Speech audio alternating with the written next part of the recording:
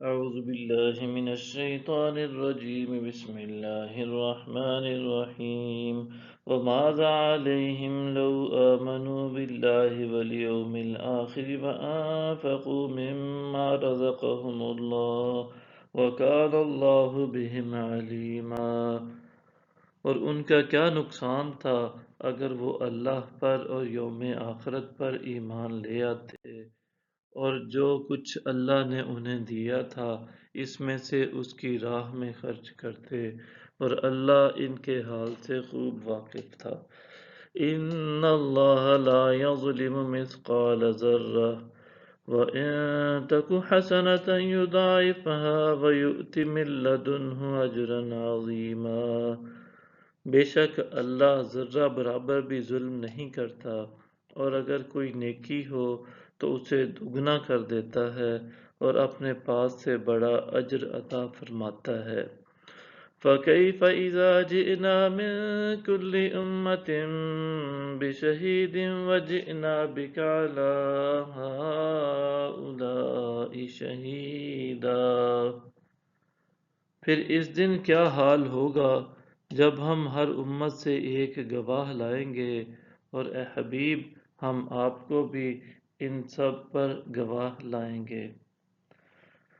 یومئذ یود الذین کفروا وعصوا الرسول لو تسوی بهم الارض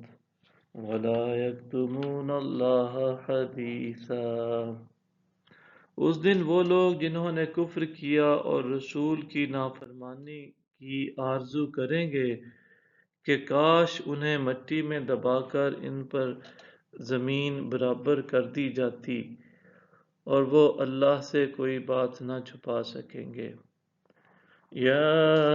ایہا الذین آمنوا لا تقربوا الصلاة وانتم سکارى حتى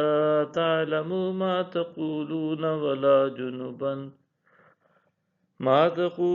ولا جنبا إلا عابري سبيل حتى تغتسلوا وإن كنتم مرضى أو على سفر أو جاء أحد منكم من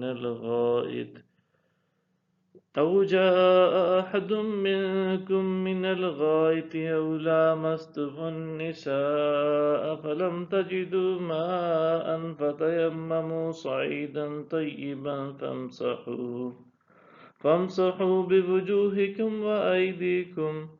إن الله كان عفوا غفورا۔ اے ایمان والو، تم نشہ کی حالت میں نماز کے قریب مت جاؤ یہاں تک کہ تم وہ بات سمجھنے لگو جو کہتے ہو، اور نہ حالت جنابت میں نماز کے قریب جاؤ تاآن کہ تم غسل کر لو، سوائے اس کے کہ تم سفر میں راستہ طے کر رہے ہو، اور اگر تم بیمار ہو یا سفر میں ہو، یا تم میں سے کوئی قضائے حاجت سے لوٹے، یا تم نے اپنی عورتوں سے مباشرت کی ہو، پھر تم پانی نہ پا سکو تو تم پاک مٹی سے تیمم کر لو،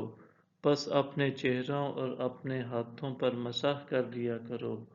بے شک اللہ معاف فرمانے والا بہت بخشنے والا ہے۔